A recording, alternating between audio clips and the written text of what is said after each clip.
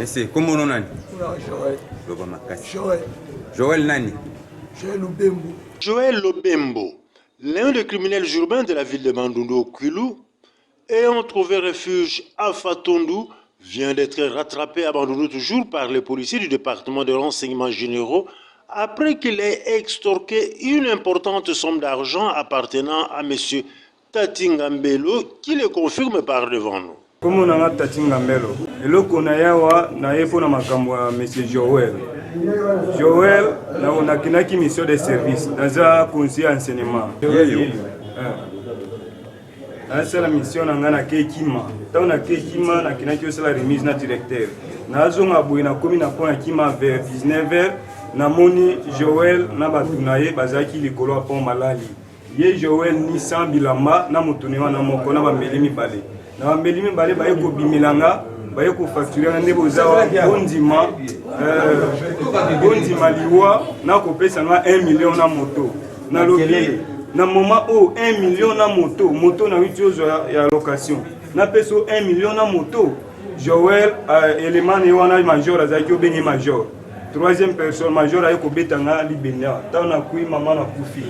Joël a récupéré ça qui n'a pas na mokongo.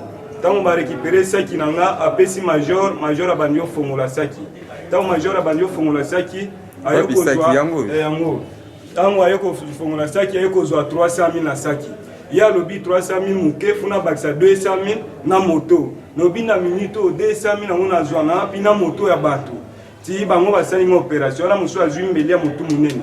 Abetinga pa na obina kufi bango baluki bakanya singa ngombe na luboko po bakanga boye balko akanga na mai na réclamer na bango te bobo mangali wa mai te bobo mangana pont ba musu ba famille bakomone pembinanga tinde basali ngo opération bazwisaki ba déshabillenga bilamba nyonso na nzoto batikinga na sous kilote to batikinga na sous kilote yepe azwi na complet na nga survette na bujo na ndaki okusa moto na bilamba nyonso akanyi na saki ayepsinga boye soki bomeki bozonga kima na boma bino nde bozawana bokende tout droit bokefuna na misa te bokebandunga bi ça va merci ngaka na sukilo na zwi moto wana tie pa groupement botala ndenge Joël asalinga awa nde tango azwi bake bakaboli mbongo na mwake awa witi azaki o voyager bake kangi na Fatunu comme information l'équipe partout bakangi na Fatunu yango wana baye komema yawa nga kutu na sepeli makasi nde la police esali boye batie maboko kaka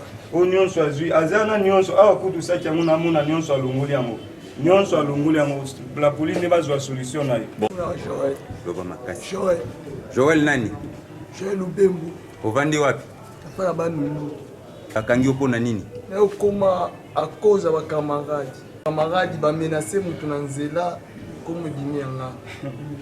Yo na kati ozalaki te.